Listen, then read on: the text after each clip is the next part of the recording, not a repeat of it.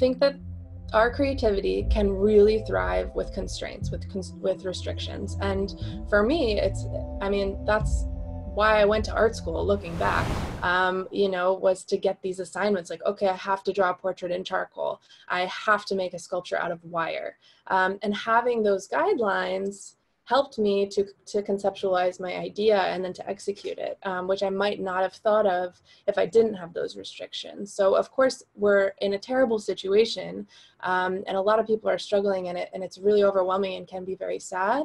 But if you look at these restrictions in a creative way, and if you have that courage to do that, you can really create something that you wouldn't have ever thought of before. I primarily shoot outdoor travel related imagery. And obviously now is not the time to be doing that. We need to be staying home, doing our part to flatten the curve. So I had an idea to do a macro series of everyday objects that looked like landscapes. And as I was conceptualizing this, I stumbled across miniature series. So folks that use like tiny train people to give scale to their images. So I thought, ooh, I'm gonna order a few of those. They're like $10 online. So they came and I got these. I'm gonna show you guys what they are. Here's the little hiker that I did yesterday. And it cracks me up. But so far, I've shared 2 of the scenes. One of them is like an ice cave with canoers that is made of pillows and sheets.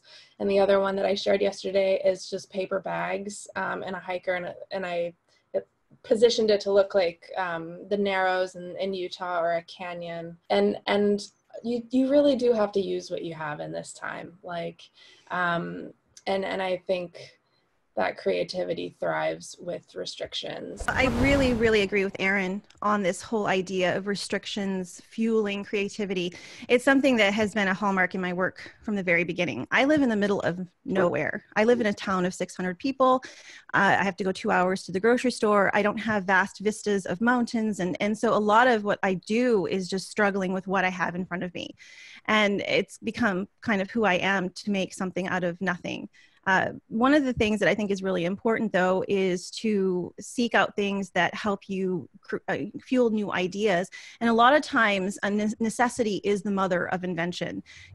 This whole macro therapy thing started for me in a really dark time. And I would literally go out to the field in front of my house and just sit down in the grass and cry my eyes out. And then I would have my macro lens and I would start to just shoot what was around me. And this process was so healing for me.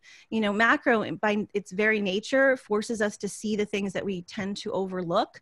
And it was this eye-opening experience to see that in this depths of sadness, and I was able to create beauty. And over time, I saw more and more people would mention something like, I'm really struggling with depression and anxiety, I think are really high in the artistic community anyway.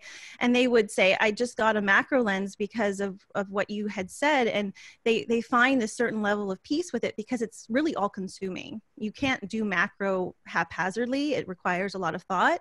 And going through this process helps a person to isolate what it is they love and brings on new discoveries.